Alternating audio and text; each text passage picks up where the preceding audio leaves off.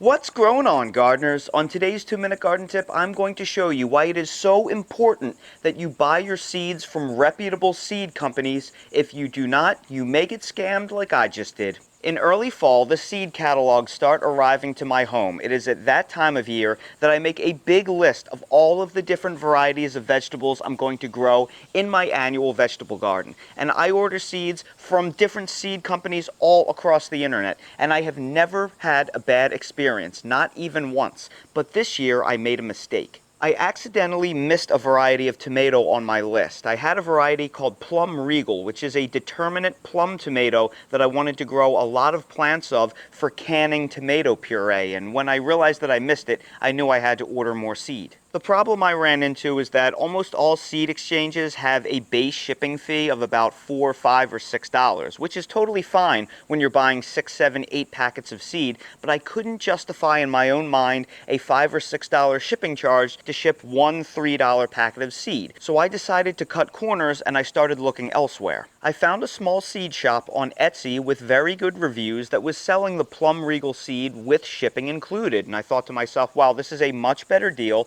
I'll just go ahead and order them here. What's the worst that could happen? I knew back in April that something was clearly wrong with these plants and that I had gotten the wrong seed because they started growing as indeterminate tomato vines and not as determinate bush-style tomatoes. And here are the final results. This is obviously not Plum Regal. I got some strange cherry tomato instead. And at first you may be thinking, well, at least you got cherry tomatoes. Here's the problem. I don't think this was just mismatched seed. I think I got cross-pollinated seed that is some unknown random F1. These tomatoes are absolutely disgusting. I could not even eat them. I tried eating them off the vine. They are so sour, they are basically worthless. So all of the tomatoes on these vines have been for nothing. They have completely gone to waste, and I just have to rip out all of these vines because now they are starting to attract too many pests and they are littering the ground with refuse, which will cause an explosion in volunteer tomatoes that I just don't want growing, especially from the seeds from these nasty fruits. So looking back, I sure wish I would have spent that $5 for the shipping fee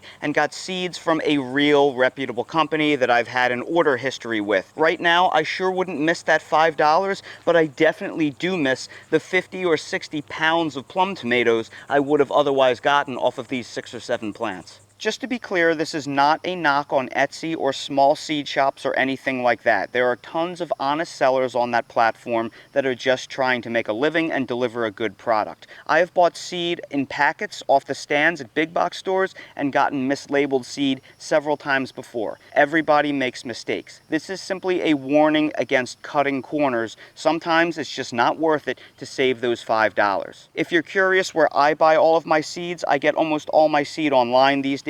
I like buying my seed from Tomato Growers, Baker Creek, Victory Seeds, Southern Exposure Seed Company, Territorial Seed, and Burpee. That is where I personally get most of my seeds. I've ordered hundreds of packets over the years, and I have never once gotten mislabeled seed. Sure, I'm sure it could happen, but so far, I've had 100% accuracy to date. And that's today's 2-Minute Garden Tip. If you're new to the channel, please consider subscribing and hitting the bell to receive new video notifications, and check out our Amazon storefront and spread shop in the video description for a list of the gardening products I use and awesome custom designed apparel and other gear. Your support is greatly appreciated.